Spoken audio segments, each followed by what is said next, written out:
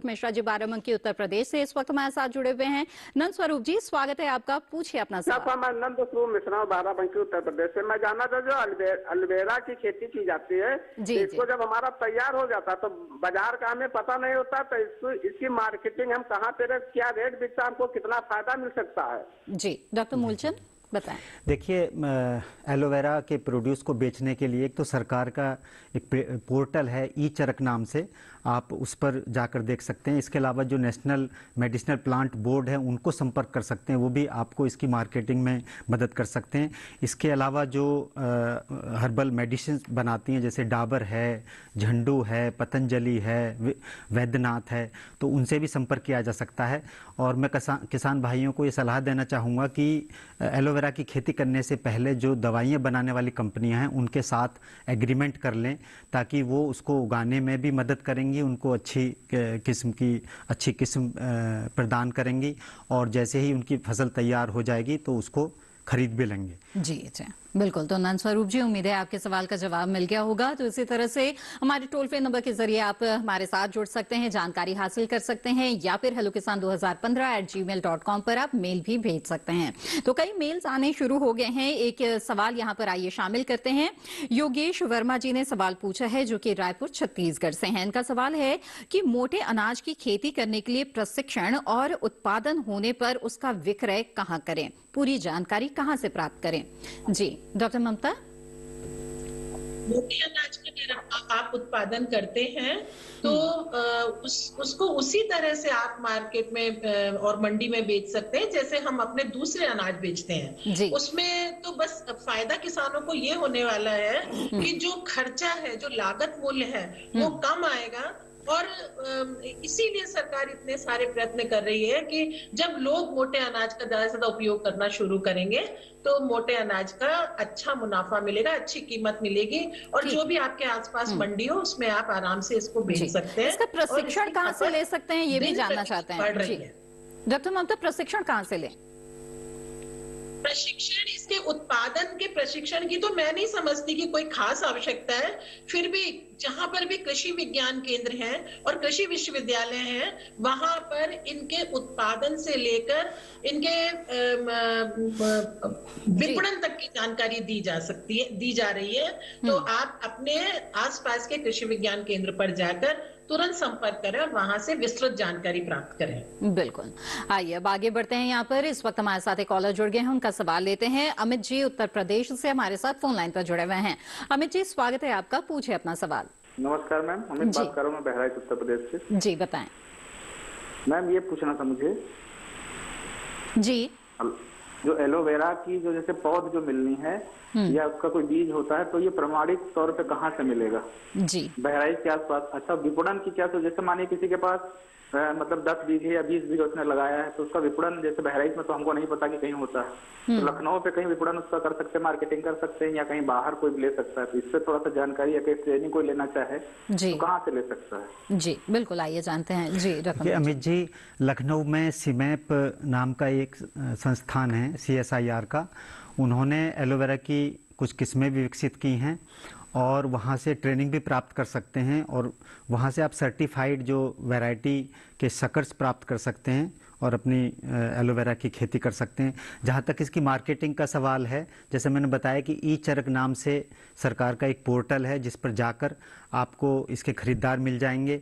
इसके अलावा जो दवाइयाँ, आयुर्वेदिक दवाइयाँ बनाने वाली कंपनियाँ हैं आपके नज़दीक में, कोई उनसे संपर्क कर सकते हैं। इसके अलावा नेशनल मेडिसिनल प्लांट बोर्ड जो दिल्ली में हैं, उनसे फ़ोन करके या उनको मेल करके इसकी मार्केटिंग के बारे में जानकारी प्राप्त कर सकते हैं। इसके अलावा नेशनल मेडिसिनल प्लांट बोर्ड इसकी मार्केटिंग में आपकी मदद भी कर सकता है, और लखनऊ में आप इसका प्रमाणित बीज प्राप्त कर सकते हैं। बिल्कुल अमित जी, उम्मीद है आपके सवाल का जवाब मिल गया होगा और इस जानकारी से आपको लाभ भी जरूर होगा। इसी के साथ हेलो किसान कार्यक्रम में यहाँ पर वक्त हो गया एक छोटे से ब्रेक का। हम जल्द हाजिर होंगे, आप बने रहें दूरदर्शन किसान पर।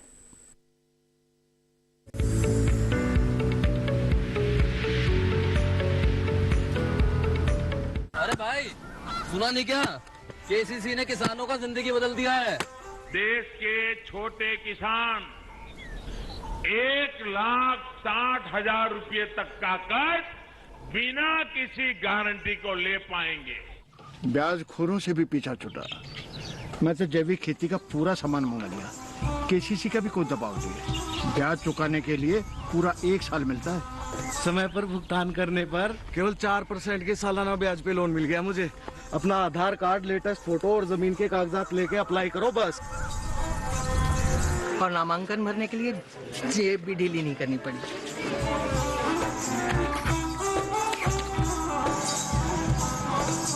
चाचा, उधार चुकाने के 24 घंटे के बाद उतने ही पैसे वापस निकाल सकते हैं। केसीसी ने किसानों की जिंदगी वाकई बदल दी है। तो आप भी किसान क्रेडिट कार्ड अपनाएं और सहजता से ऋण पाएं।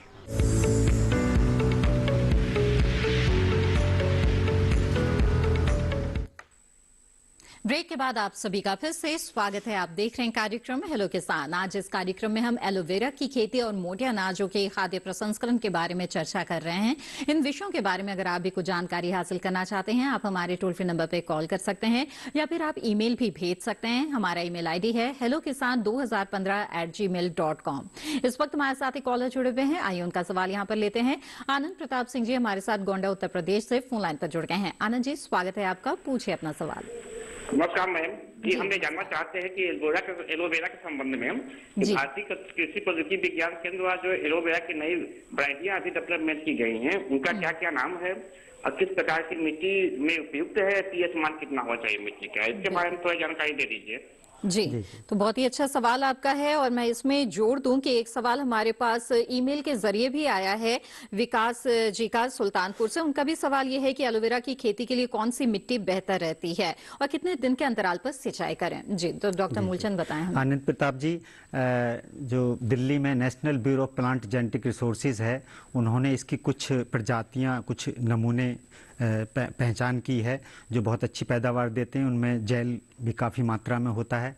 तो उनके नाम हैं IC111-267, IC111-269, IC111-271, IC111-273, IC111-279 और IC111-280। इसके अलावा जो Indian institute of horticulture research है, बागवानी का अनुसंधान संस्थान है बेंगलोर में, उन्होंने भी इसकी कुछ प्रजातियां विकसित की हैं। उनके नाम हैं एलोवेरा 178, एलोवेरा 23 और एलोवेरा 46। इसके अलावा जो सिमैप एक संस्थान है लखनऊ में, उन्होंने इसकी AL1 वैरायटी विकसित की है। ये सारी प्रजातियां बहुत अच्छी पैदावार देती हैं और आप इनको या तो लखनऊ से प्राप्त कर सकते हैं या आप अपने नज़दीक के किसी भी कृषि विज्ञान केंद्र से भी आप प्राप्त कर सकते हैं या कोई कृषि विश्वविद्यालय या भारतीय कृषि अनुसंधान परिषद का कोई संस्थान आपके नज़दीक में है तो वहाँ संपर्क करके ये प्रजातियाँ प्राप्त की जा सकती हैं। जी बिल्कुल। और साथ ही सवाल ये पूछा था कि मिट्टी कैसी होनी चाहिए, पीएच मान कितना होना चाहिए और सिंचाई के बारे में भी जानना चाहते हैं। देखिए, एलोवेरा की खेती सभी प्रकार की मिट्टियों में की जा सकती है और सभी प्रकार की जलवायु में भी की जा सकती है। केवल जो बर्फीले क्षेत्र हैं वहाँ पर इसकी खेती नहीं हो सकती। और जहाँ तक इसकी मिट्टी है, वो रेतीली मिट्टी इसके लिए सबसे ज़्यादा उपयुक्त होती है और जो बलुई दोमट मिट्टी और रेतीली दोनों बहुत अच्छी होती है। इसके अलावा इसको सभी प्रकार की भूमि में उगाया जा सकता है। और एक बहुत अच्छी बात है कि जिन भूमि का पीएच मान ज़्यादा होता है तो 8.5 पीएच मान तक की भूमि में इसको सफलतापूर्वक उगाया जा सकता है। जी जी बिल्कुल। और सिंचाई की कितनी व्यवस्था की आवश्यकता होती है? बारानी इलाकों में भी इसकी खेती बारानी इलाकों में भी इसकी खेती की जा सकती है। तो जब इसकी रोपाई करते हैं उस समय एक आरंभिक सिंचाई करने की आवश्यकता होती है। यदि आपके पास आरंभिक सिंचाई की व्यवस्था नहीं है तो इसको जुलाई अगस्त जब बरसात शुरू हो जाती है उस समय करते हैं। तो पहली सिंचाई देना बहुत आवश्यक है। इसके बाद पौधे जब स्थापित हो जाते हैं तो उस समय वो बहुत हद तक पानी के अभाव को झेल लेते हैं और जब भी सिंचाई करना चाहें उस समय कर सकते हैं। वैसे जनरली 4 से 5 सिंचाइयाँ पर्याप्त होती हैं। बिल्कुल। तो आनंद जी और विकास जी, आप दोनों के सवालों के जवाब यहाँ पर मिल गए। उम्मीद है आपने प्रजातियों के नाम भी जरूर नोट कर लिया होगा। आगे बढ़ते हैं और ईमेल से आया हुआ सवाल शामिल करते हैं कार्यक्रम में। सवाल भेजा है सुनील कुमार जी ने, जानना चाहते हैं कि बिहार के नालंदा जिले में क्या बाजरे की खेती हो सकती है? जी डॉक्टर ममता। वैसे सबसे ज्यादा इसकी अच्छी पैदावार तो राजस्थान में होती है और राजस्थान के अलावा MP में भी और थोड़ा बहुत मुझे लगता है कि बिहार में भी हम पैदावार ले सकते हैं, लेकिन जो चीज जहां पर ज्यादा पैदा होती है उसकी पैदावार वहीं पर सबसे अच्छी मिलती है। तो अगर आप बोना चाहते हैं और अगर मिट्टी वहां की सुटेबल है और अगर आपके वहां आसपास में जो भी कृषि विभाग है या जैसा मैंने बताया कृषि विज्ञान केंद्र, कृषि विश्वविद्यालय है, वहां पर अपनी मिट्टी को दिखाइए। अगर बाजरे के लिए सुटेबल मिट्टी है और अगर पानी की, तो जैसा मैं पहले ही बता चुकी हूँ कि पानी की ज्यादा आवश्यकता नहीं है, तो अगर मिट्टी थोड़ी बहुत भी फर्टाइल है तो भी आप बाजरे की उपज ले सकते हैं। बिल्कुल। तो बात चाहे मोटे अनाजों की हो या फिर जो एलोवेरा की खेती की आज हम बात करें इसकी हो, ये इनकी खासियत ये है कि पानी की अगर कमी भी है तो भी इन इलाकों में इनकी खेती सफलतापूर्वक की जा सकती है। आइए आगे बढ़ते हैं। इस वक्त हमारे साथ एक कॉलर जुड़े हुए हैं, उनका सवाल लेते हैं। हरि सिंह जी कपूरथला पंजाब से इस वक्त हमारे साथ फोन लाइन पर जुड़ गए हैं। हरि सिंह जी, स्वागत है आपका, पूछे अपना सवाल। जी नमस्कार डॉक्टर साहब जी। जी नमस्कार, बताएं। डॉक्टर साहब जी, एलोवेरा के बारे में पूछना चाहते हैं कि पौध से पौध की दूरी कितनी होनी चाहिए जी, और इसको बीमारियां भी लगती होंगी, और इलाज के बारे में भी बताया जाए कृपा करके। बिल्कुल, आइए जानते हैं। कि हरि सिंह जी, इसकी जब रोपाई करते हैं तो लाइन से लाइन की दूरी 50 सेंटीमीटर रखी जाती है और पौधे से पौधे की दूरी 30 सेंटीमीटर रखी जाती है। जहाँ तक इसकी बीमारी और कीटों का प्रश्न है तो इसमें कोई कीट नहीं लगता है। बीमारी में भी एक स्पॉट लगता है, ब्लैक स्पॉट हो जाते हैं, तो उससे इसकी गुणवत्ता पर कोई प्रभाव नहीं पड़ता और वो एक फंगस के द्वारा होती है जिसका नाम अल्टरनेरिया अल्टरनाटा या फ्यूजेरियम सोलेनाई होता है। तो क्योंकि इसका इस्तेमाल दवाइयाँ और सौंदर्य प्रसाधन बनाने में किया जाता है, तो मैं किसान भाइयों को बताना चाहूँगा कि अगर ब्लैक स्पॉट आ रहे हैं तो पौधों में लगभग 50 ग्राम नीम की खली उसकी जड़ में डाल दें और उसके बाद पानी डाल दें। तो इससे दो फायदे होंगे, एक तो ये बीमारी ठीक हो जाएगी और पौधों को पोषक तत्व भी प्राप्त होंगे। जी बिल्कुल। तो हरि सिंह जी, जाना आपने कि किस तरह से जो एलोवेरा की खेती है इस दौरान बीमारियों और कीट का प्रकोप बहुत ज्यादा नहीं होता है और किस तरह की समस्या आ सकती है, निदान क्या है। आगे बढ़ते हैं। यहाँ पर एक और ईमेल से आया हुआ सवाल शामिल करते हैं। अंकुश आर्य ने सवाल भेजा है आजमगढ़ उत्तर प्रदेश से। इनका सवाल है कि मोटे अनाज में हम रागी फसल की खेती कैसे करें और किन किन बातों का ध्यान में रखकर करें। तो डॉक्टर ममता बताएं, रागी की खेती किस तरह से करनी चाहिए। कहाँ से बोल रहे हैं, आपने कहाँ से ईमेल किया है? आजमगढ़ उत्तर प्रदेश। उत्तर प्रदेश, हाँ, तो उत्तर प्रदेश, अगर एमपी और उत्तर प्रदेश और राजस्थान के आसपास की ये जगह है तो रागी का उत्पादन आसानी से किया जा सकता है। उसमें किसी तरह की कोई ज्यादा मिट्टी का चेक कराने की भी कोई आवश्यकता नहीं है। साथ ही कोई इंसेक्टिसाइड, पेस्टिसाइड किसी की जरूरत नहीं है और साथ ही कोई ज्यादा खाद डालने की जरूरत नहीं है, पानी की जरूरत नहीं है। आप बस अच्छी क्वालिटी का रागी का बीज लेकर उसका उत्पादन कर सकते हैं और उसमें आपको उत्पादन से लेकर पूरी जानकारी आपको कृषि विभाग या कृषि विश्वविद्यालय से या कृषि विज्ञान केंद्र से आप प्राप्त कर लें और उसके बाद आप रागी का उत्पादन करें और उसकी प्रसंस्करण इकाई भी लगाएं। जिला किस तरह के उत्पाद बनाए जा सकते हैं रागी से कौन कौन से उत्पाद बन सकते हैं? के लिए आपको बहुत सारी फैसिलिटीज दे रहा है जी, तो आप आराम से इसका उत्पादन कर सकते हैं। बिल्कुल।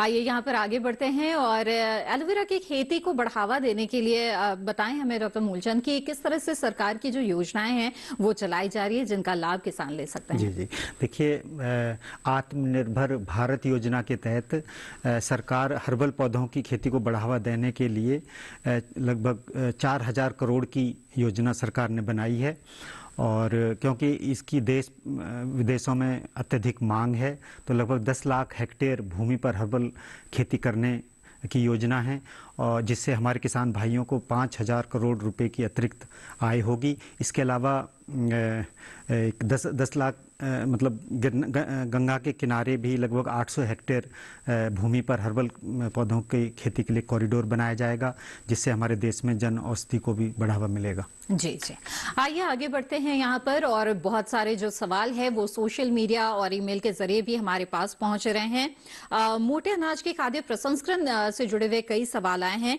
रितेश जी ने छपरा बिहार से सवाल पूछा है कि मोटे अनाज के खाद्य प्रसंस्करण की ट्रेनिंग कहां से ली जा सकती है जो मान्यता प्राप्त हो। और इसके साथ ही एक और सवाल भेजा है मध्य प्रदेश से प्रांत सिंह लोधी जी ने, और उनका भी कमोबेश यही सवाल है कि मोटे अनाज के प्रसंस्करण के लिए ट्रेनिंग कहां से प्राप्त करें, ये कितने दिन की होती है, इसमें कुछ पैसा भी लगता है या निःशुल्क होती है। जी डॉक्टर ममता। यदि आप कृषि विज्ञान केंद्र से और कृषि विश्वविद्यालयों से ट्रेनिंग लेंगे तो ये निःशुल्क प्रशिक्षण होते हैं, किसी तरह का कोई चार्ज नहीं देना होता है। और दूसरा ये है कि खाद्य प्रसंस्करण को बढ़ावा दिया जा रहा है, उसी के अंतर्गत मोटे अनाजों को प्रसंस्करण को बढ़ावा दिया जा रहा है। तो मोटे अनाज के जितने भी मूल्य संवर्धित उत्पाद पैदा होते हैं उनसे संबंधित प्रशिक्षण लिया जा सकता है। इसके अलावा प्राइवेट ट्रेनिंग सेंटर्स भी होते हैं जो ट्रेनिंग देते हैं। कृषि विश्वविद्यालय तो मास्टर ट्रेनर भी तैयार करता है जो कि जगह जगह जा के विलेजेस में ट्रेनिंग देते हैं। तो आप कहीं से भी ये ट्रेनिंग प्राप्त कर सकते हैं। इसके साथ मैं ये भी कहना चाहूंगी कि चूंकि मैं कृषि विश्वविद्यालय कोटा से जुड़ी हुई हूँ, तो आप कृषि विश्वविद्यालय कोटा से भी तुरंत संपर्क कर सकते हैं और हम आपको ईमेल के जरिए या टेलीफोन के जरिए वो जगह बता सकते हैं जहां से आपको इसकी ट्रेनिंग मिल जाएगी। यहाँ मैं ये भी बताना जरूरी समझती हूँ कि मल्टी प्रोडक्ट जो बनाने की बात हो रही है उसमें जो भी जैसे खास तौर से बिस्किट है, पेस्ट है, केक है, पेस्ट्री है, पिज्जा है, बर्गर है, टोस्ट है, ब्रेड है, ये सब चीजें हैं।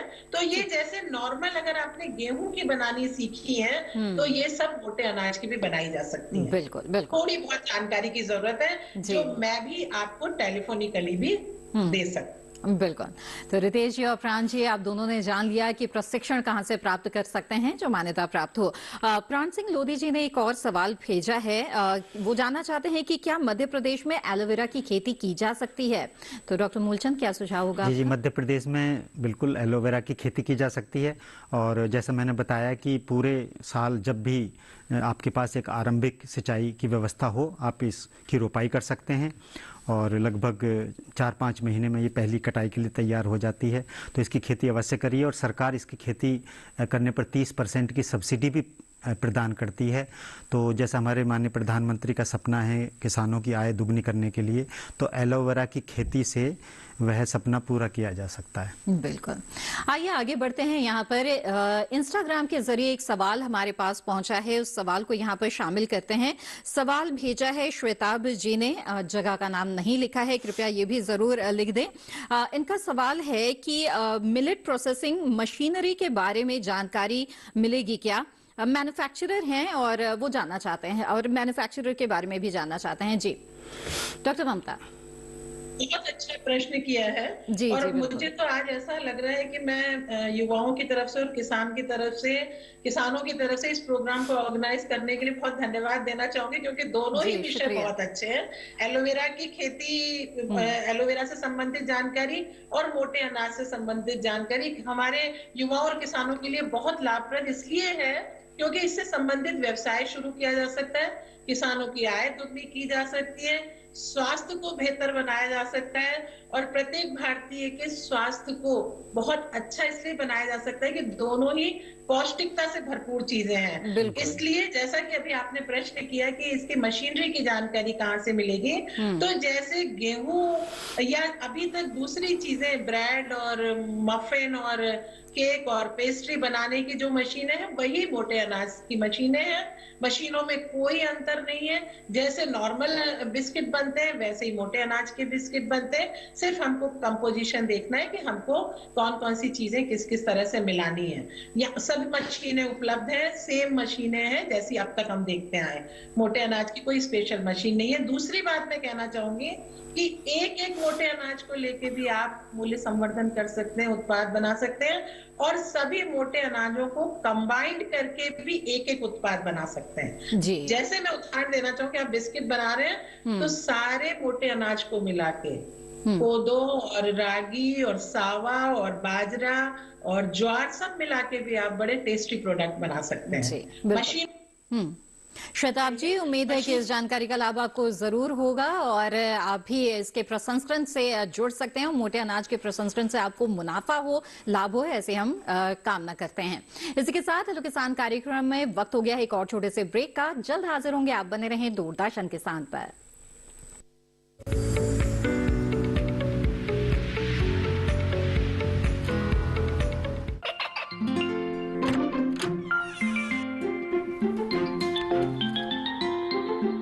ये क्या हो रहा है? काशवी, इतने कम मार्क्स? काशू बेटा पढ़ा करो, पढ़ोगी नहीं तो आगे कैसे बढ़ोगी? मम्मा मैं भी तो आपसे यही कहना चाहती हूँ, पढ़ा करो। आप पढ़ोगे नहीं तो आगे कैसे बढ़ोगे? मतलब? वो देखो, सिर्फ बैक पर छपा ऑर्गेनिक नहीं, ऑर्गेनिक का निशान पहचानिए। पीजीएस ऑर्गेनिक का ये लोगो उन किसानों की पहचान है जो आज भी परंपरागत विधि से रसायन मुक्त खेती कर आपके लिए शुद्ध फसल उपजा रहे हैं। अब समझे मम्मा, अगर मैं प्योर ऑर्गेनिक फूड नहीं खाऊंगी तो अच्छे मार्क्स कहाँ से लाऊंगी? अच्छा बच्चों, जैविक खेती की इस मुहिम को आगे बढ़ाइए, शुद्ध ऑर्गेनिक अपनाइए।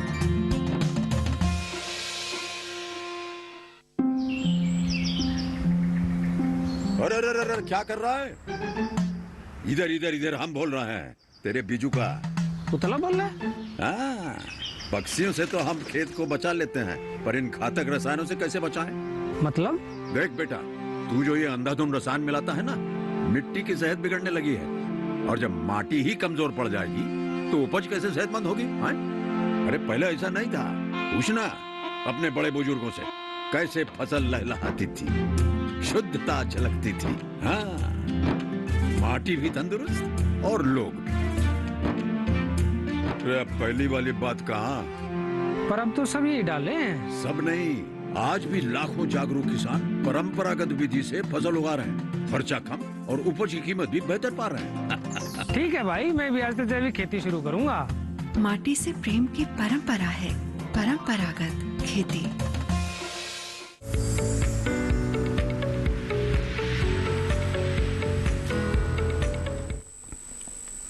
ब्रेक के बाद आप सभी का फिर से स्वागत है। आप देख रहे हैं कार्यक्रम हेलो किसान। आज इस कार्यक्रम में हम बात कर रहे हैं एलोवेरा की खेती के बारे में और साथ ही चर्चा जारी है मोटे अनाजों के खाद्य प्रसंस्करण के बारे में। इन विषयों के बारे में जानकारी हासिल करना चाहते हैं तो आप हमारे टोल फ्री नंबर पर कॉल कर सकते हैं। साथ ही आप ईमेल भी भेज सकते हैं hellokisan2015@gmail.com पर। इस वक्त हमारे साथ एक कॉलर जुड़े हुए हैं, आइए उनका सवाल लेते हैं। अभिषेक जी गोरखपुर उत्तर प्रदेश से इस वक्त हमारे साथ फोन लाइन पर हैं।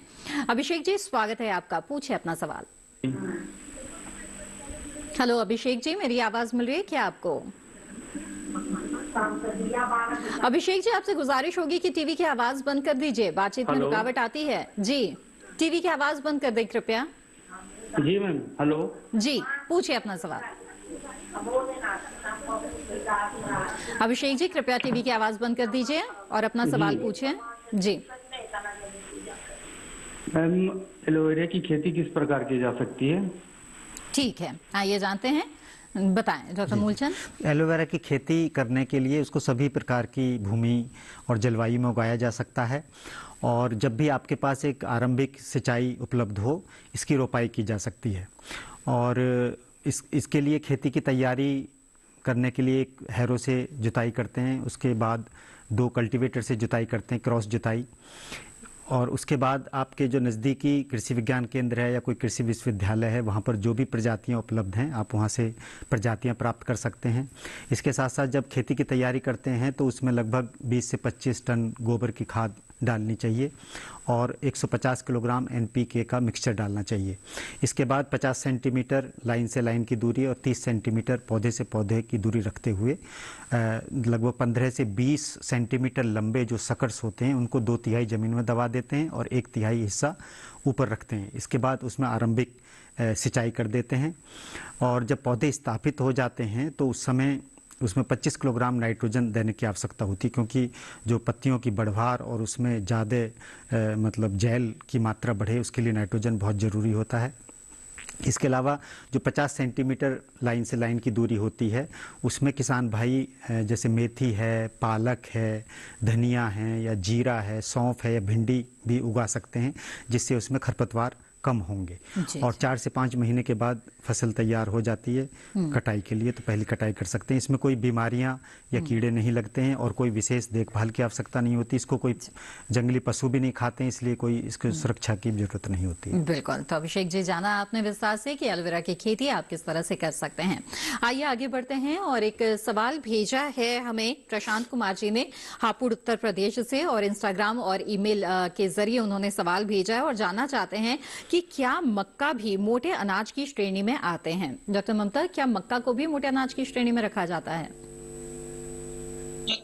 कैसे मोटे अनाज की श्रेणी में नहीं रखा जाता है, लेकिन फिर भी मैं कहूंगी कि मक्का भी स्वास्थ्य के लिए बहुत फायदेमंद है, इसलिए मक्का का सेवन भी हमको करना शुरू कर देना चाहिए। और मैं इस वार्ता के माध्यम से कहूंगी कि हमारे युवाओं को और हमारी खासतौर से महिलाओं को इस बात पर विशेष तौर से ध्यान देना है कि मोटे अनाज का सेवन ज्यादा से ज्यादा अपनी रसोई में मोटे अनाज को बनाएं अपनी रसोई में और ज्यादा से ज्यादा सेवन कराएं।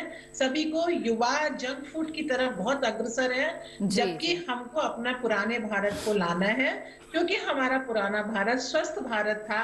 आज बीमारियों का बहुत जोर है। तो मैं यहाँ कहना चाहूंगी कि जैसे प्रश्न केवल मक्का के लिए आपने किया है, लेकिन मैं कहूंगी कि मक्का को अपने भोजन में शामिल करिए। डायरेक्टली ये मोटे अनाज की श्रेणी में नहीं आता है, लेकिन फिर भी इसको अपने भोजन में शामिल कर लेना बहुत जरूरी है। और हम लोगों को ज्यादा से ज्यादा इस बात का प्रचार प्रसार करना है, हमारे युवाओं को, हमारे बच्चों को बताना है कि हमको हमारे परंपरागत पुराने स्वाद की तरफ आना है, ताकि हम भारत को स्वस्थ भारत बना सकें। बिल्कुल बिल्कुल। डॉक्टर ममता, माफ कीजिएगा, यहाँ पर रोकना पड़ेगा आपको। इस वक्त हमारे साथ एक कॉलर जुड़ गए हैं, उनका सवाल यहाँ पर ले लेते हैं।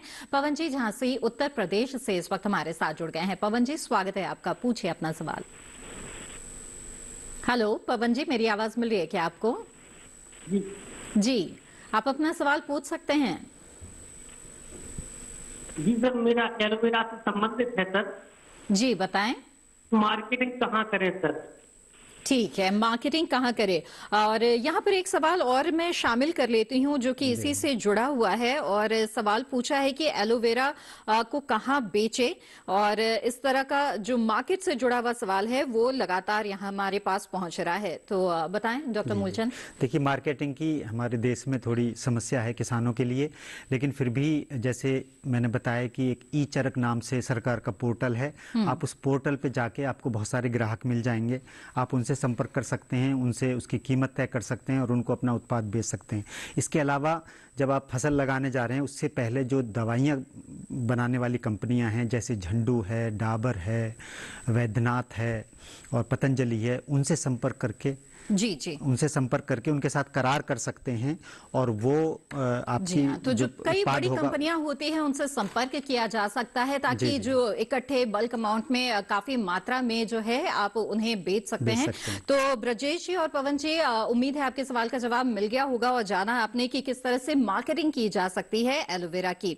आइए यहाँ पर आगे बढ़ते हैं और कुछ और भी यहाँ पर सवाल आए हैं उसे लेते हैं। प्रभाकर सिंह जी ने सवाल भेजा है कि एलोवेरा की सोइंग का टाइम क्या है। जी हाँ, तो इसकी रुपाई कब करें। मैं इसके साथ ही ये भी जोड़ देना चाहूंगी कि इसकी खेत की जो तैयारी है वो किस तरह से करनी है, अगर ये भी जरा बता दें। जी जी, देखिए खेत की तैयारी के लिए तो जैसा मैंने बताया कि एक बार हैरो से गहरी जुताई करते हैं, उसके बाद 2 कल्टीवेटर से क्रॉस जुताई करते हैं, और इसको लगाने के लिए अगर आपके पास एक आरंभिक सिंचाई की व्यवस्था है तो साल भर किसी भी समय लगा सकते हैं। जब ठंड बहुत ज़्यादा होती है, जैसे जनवरी का प्रथम सप्ताह और दिसंबर का अंतिम सप्ताह, उस समय इसकी रोपाई ना करें, क्योंकि उस समय बहुत ज़्यादा ठंड होती है तो पौधे को स्थापित होने में थोड़ी कठिनाई होती है, स्थापित होने में समय लगता है। तो वर्ष में जब भी आपका खेत खाली है और आपके पास एक आरंभिक सिंचाई की व्यवस्था है तो आप इसकी रोपाई कर सकते हैं और अपने नज़दीकी कृषि विज्ञान केंद्र से आप इसकी प्रजातियां प्राप्त कर सकते हैं। मार्केटिंग के लिए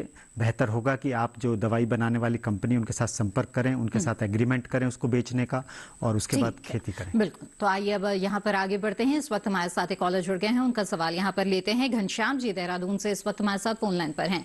घनश्याम जी स्वागत है आपका, पूछे अपना सवाल। हाँ डॉक्टर साहब नमस्कार। नमस्कार जी। हेलो जी जी, आप अपना सवाल पूछें। हाँ मेरा सवाल ये था कि जो एलोवेरा की प्रोसेसिंग जो करते हैं ना ये जी जी, प्रोसेसिंग के लिए जो है मतलब इसमें कितना खर्चा लगता है और सरकार की तरफ से इसमें कोई स्कीम है या कोई छूट है जी, इसके बारे में थोड़ा सा, और क्या इसके लिए कोई लाइसेंस भी लेना पड़ता है क्या जो है? ठीक नहीं, देखिए इसके लिए कोई लाइसेंस की जरूरत नहीं है और सरकार अगर आप एलोवेरा की खेती करते हैं तो 30% सब्सिडी देती है। और जहाँ तक इसके प्रसंस्करण का प्रश्न है तो जैसे पत्तियाँ जब काटते हैं तो उसकी जेल को आप एक बीच में कट लगा के और उसको खोलकर उसकी जेल निकाल सकते हैं, उसका सुखाकर पाउडर बना सकते हैं और एज सच जेल भी बेच दिया जाता है। तो इसके लिए अगर कोई आपको आर्थिक सहायता की ज़रूरत है या कोई और फर्दर जानकारी है तो आप नेशनल मेडिसिनल प्लांट बोर्ड से संपर्क कर सकते हैं। इसके अलावा आपके यहाँ जो स्टेट में उद्यान विभाग है या कृषि विभाग है वहाँ पर संपर्क कर सकते हैं और आपके हर ज़िले में एक कृषि विज्ञान केंद्र है तो वहाँ संपर्क करें और उनके पास सारी जानकारी होती है, वो खेती करने के लिए सारी जानकारी आपको प्रदान करेंगे। बिल्कुल। तो घनश्याम जी उम्मीद है आपके सवाल का जवाब मिल गया होगा। आगे बढ़ते हैं और यहाँ पर एक और सवाल शामिल करते हैं। ईमेल के जरिए सवाल भेजा है RS नेगी जी ने बजपुर उत्तर प्रदेश माफ कीजिएगा उत्तराखंड से। इनका सवाल ये है कि मिलेट प्रोसेसिंग और सरकार की योजना और लाइसेंस के बारे में जानकारी चाहिए। डॉक्टर ममता, मिलेट प्रोसेसिंग की अगर आप जानकारी चाहते हैं तो यहाँ मैं आपको बताना चाहूंगी कि जिला उद्योग केंद्र जो भी आपके जिस भी स्टेट में है, जिस भी डिस्ट्रिक्ट हेडक्वार्टर्स पर हैं, वो मिलेट की प्रोसेसिंग की यूनिट लगाने के लिए 50% तक की सब्सिडीज दे रहे हैं। तो उसमें मशीनों पर, आपके जगह के ऊपर और जो भी रॉ मटेरियल आप लेंगे सभी के ऊपर आपको सब्सिडी भी मिलेगी। और दूसरा ये है कि मिलेट से संबंधित जो भी आप प्रोडक्ट बनाएंगे उनको आप जैसा अभी पहले भी एक प्रश्न था तो मैं सोच रही थी कि मैं बताऊं कि आप खादी भंडार में, कोऑपरेटिव सोसाइटीज में और जो भी आपके प्रदर्शनियां या एग्जीबिशंस लगती हैं या जो भी कोई मेले हाट लगते हैं वहां पर आप अपने प्रोडक्ट को बेचें, तो लोग खरीदेंगे। और कृषि विज्ञान केंद्र की सहायता से, क्योंकि आप अपना जो भी मार्का जो भी बनाएंगे,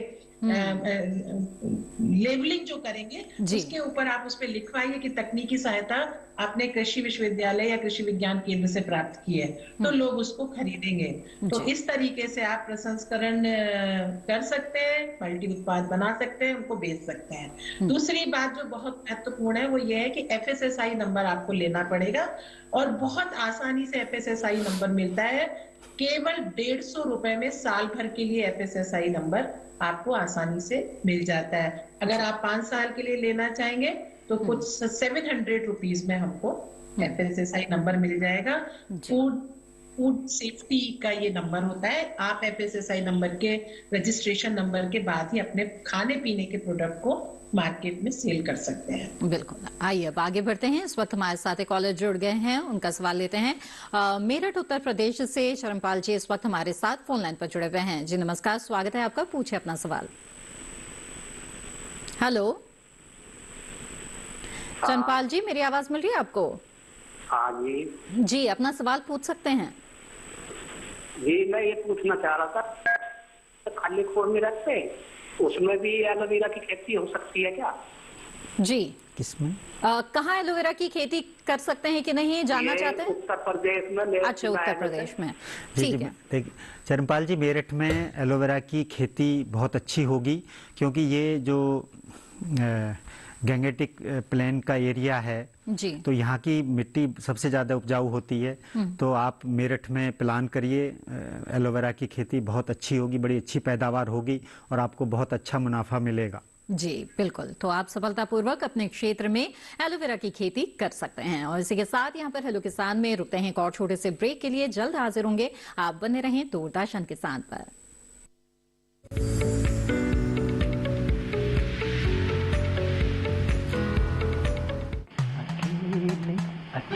अरे वाह भैया, अकेले अकेले। अरे तू भी ले, पर खाएगा कैसे? मैं ऑर्गेनिक खेती की बात कर रहा रे बेटे। अकेले अकेले खेती कब तक करेगा? मतलब गांव में 20-25 किसानों का समूह बना के पंजीकरण करवा ले, फिर सरकारी ट्रेनिंग भी मिलेगी और मुफ्त जैविक बीज खाद भी।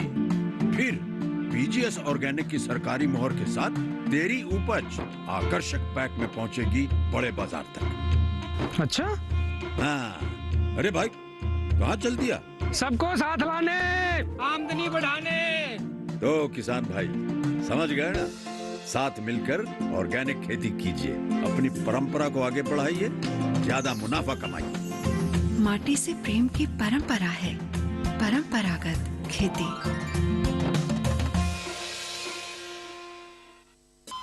अरे सुन तो। मुझे क्या सुनाना चाहते हो? जो सुनाओ मेरी सौतन को। किसको? अरे वही तुम्हारा मोबाइल फोन जिससे सुबह शाम दिन रात चिपके रहते थे और कहते थे किसान कॉल सेंटर से बातें हो रही हैं। अच्छा ये बात है। हाँ क्यों, क्या हुआ? अब बात नहीं होती क्या? अब तो झट से बात हो जाती है। ऐसा क्या? हाँ, अब तो ज्यादा लाइनें और खास तकनीक के कारण खेती के माहिरों से तुरंत बात हो जाती है। और अगर कभी लाइन व्यस्त हो तो अपनी समस्या फोन पर रिकॉर्ड करा दो, वहाँ से फोन आ जाता है और समस्या की हल का मैसेज भी आ जाता है।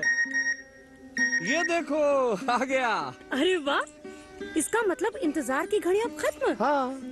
तभी मैं सोचूं कि आजकल मुझ पर इतना प्यार क्यों आ रहा है। कृषि संबंधी समस्याओं का अपनी भाषा में तुरंत हल पाने के लिए पूरे भारत में किसी भी फोन से हेल्पलाइन नंबर पर संपर्क करें। किसानों का दोस्त किसान कॉल सेंटर।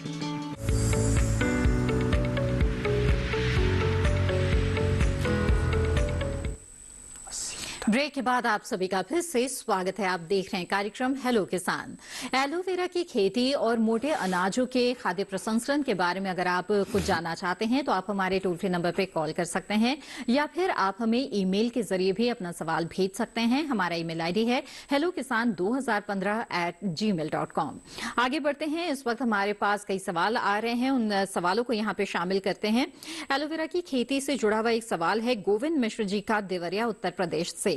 जानना चाहते हैं कि एलोवेरा की पहली बार खेती करने पर लगभग कितना लागत लगेगा? मेरे पास 5 हेक्टेयर जमीन है जिस पर मैं खेती करना चाहता हूं। जी डॉक्टर मूलचंद। देखिए, प्रति हेक्टेयर लगभग 27,500 रुपये का खर्चा आता है और इसमें प्रति एकड़ लगभग 80 टन के करीब पत्तियां प्राप्त होती हैं एक बार की कटाई में। जी, और भी सवाल यहाँ पर शामिल कर लेते हैं। एक और सवाल भेजा है राजस्थान से मनोज जी ने और इनका सवाल ये है कि क्या राजस्थान में एलोवेरा की खेती की जा सकती है और इसकी खेती के लिए सबसे उपयुक्त किस्म कौन सी रहेगी? जी राजस्थान में एलोवेरा की खेती बहुत अच्छी तरह से की जा सकती है और किस्म के बारे में जैसे मैंने बताया कि national bureau plant genetic resources new Delhi ने कुछ वैरायटी आइडेंटिफाई की हैं, वहाँ से प्राप्त कर सकते हैं। या आपके नज़दीक में जो कृषि विज्ञान केंद्र है वहाँ पर एलोवेरा की कोई ना कोई प्रजाति अवश्य उपलब्ध होगी और वहाँ से आप प्रजाति प्राप्त कर सकते हैं, प्रशिक्षण भी प्राप्त कर सकते हैं और किसी भी प्रकार की जानकारी इसकी खेती के लिए चाहिए तो वो पूरा आपको प्रदान करेंगे। बिल्कुल। आइए अब आगे बढ़ते हैं और मोटे अनाजों के खाद्य प्रसंस्करण को जो है किसान किस तरह से अपना सकते हैं, उससे क्या लाभ हो सकता है, इस पर आइए बात करते हैं। डॉक्टर ममता तिवारी, आपसे जानना चाहेंगे कि इस बार के बजट में भी हमने देखा है कि इस पर काफी जोर दिया गया है। ये जो साल है, हम अंतर्राष्ट्रीय मिलेट वर्ष तो मना ही रहे हैं जिसकी भारत अगुवाई कर रहा है, लेकिन इसके साथ ही बजट पर देखा हमने कि किस तरह से जो श्री अन्न है उसके लिए अलग से योजना का जिक्र किया गया। इसके साथ ही स्टार्टअप्स पर भी काफी जोर है। तो मिलेट से जुड़े हुए जो स्टार्टअप्स हैं उनके जरिए युवाओं के लिए यहाँ पर किस तरह की संभावनाएं बनती हुई नजर आ रही है?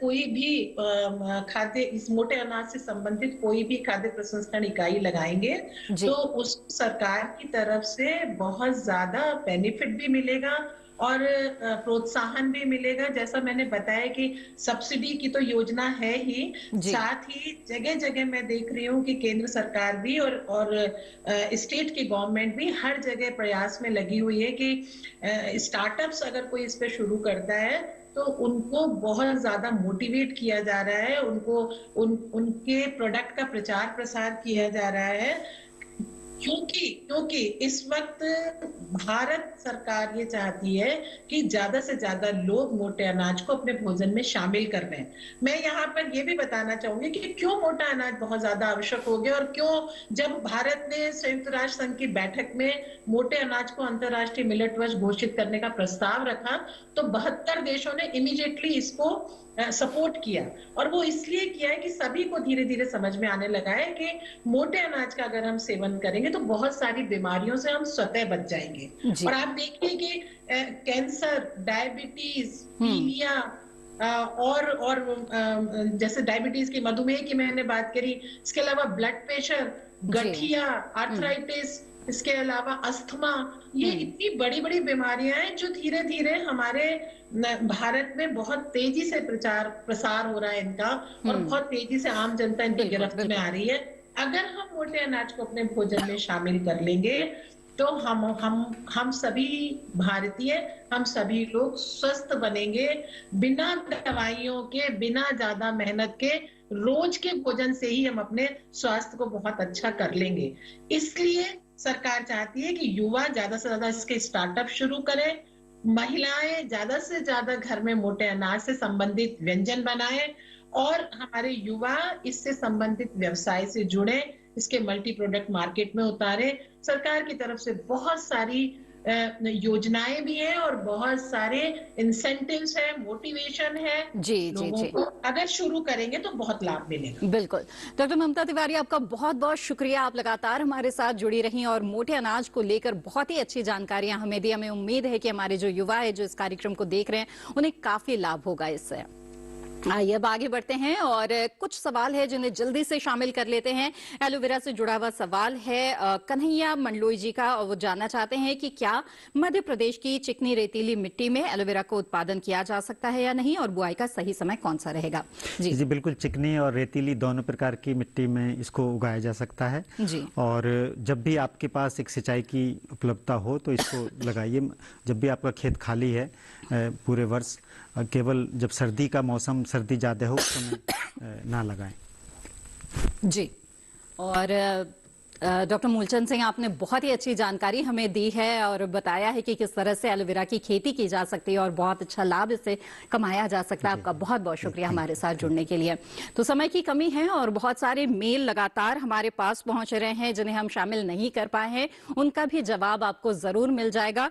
और कुछ मेल ऐसे भी आ रहे हैं जिनमें उन्होंने प्रशंसा भी की है। सोनिया वालिया जी ने लिखा है कि बहुत ही जल्दी, पहली बार ऐसा है कि उन्हें जवाब मिल रहा है और इसकी उन्होंने भूरी भूरी प्रशंसा की है। तो सोनिया जी, बहुत बहुत शुक्रिया इस मेल के लिए भी, क्योंकि आपकी प्रशंसा से ही हमारी भी हिम्मत और बढ़ती है, हौसला अफजाई होती है और हमारी जो पूरी कोशिश है वो सफल होती हुई हमें नजर आती है। बहरहाल इसी के साथ हेलो किसान कार्यक्रम में आज इतना ही, लेकिन आगे बढ़ते हैं और आपको कल के विषय के बारे में बता दें। हेलो किसान कार्यक्रम में कल जिन विषयों पर चर्चा होगी वो आपको बता दें। प्राकृतिक खेती और इसके साथ ही मधुमक्खी पालन। जी हाँ, प्राकृतिक खेती और मधुमक्खी पालन पर कल का विषय रहेगा। इसके अलावा जो आपको बता दें कि सवाल है आप हमें भेज सकते हैं ईमेल के जरिए। हमारा ईमेल आईडी है hellokisan2015@gmail.com। साथ ही आपको बता दें कि आप सोशल मीडिया के अलग अलग प्लेटफॉर्म से भी हमारे साथ जुड़ सकते हैं। Facebook, Instagram, Twitter handle TV screen पर फ्लैश किए जा रहे हैं। दूरदर्शन किसान के कॉल सेंटर नंबर पर भी आप कॉल कर सकते हैं। हमारा टोल फ्री नंबर है 1800-1130-60। सोमवार से शनिवार सुबह 6 बजे से रात 10 बजे के बीच आप कॉल कर सकते हैं। इसके अलावा दूरदर्शन किसान के यूट्यूब चैनल से भी आप जुड़ सकते हैं और हेलो किसान कार्यक्रम को दोबारा देख सकते हैं और तमाम जानकारी हासिल कर सकते हैं। इसके लिए जो आपको QR कोड दिखाया गया है इस पर जरूर इसे स्कैन करें। इसी के साथ हेलो किसान की आज की कड़ी में बस इतना ही। दीजिए इजाजत, नमस्कार।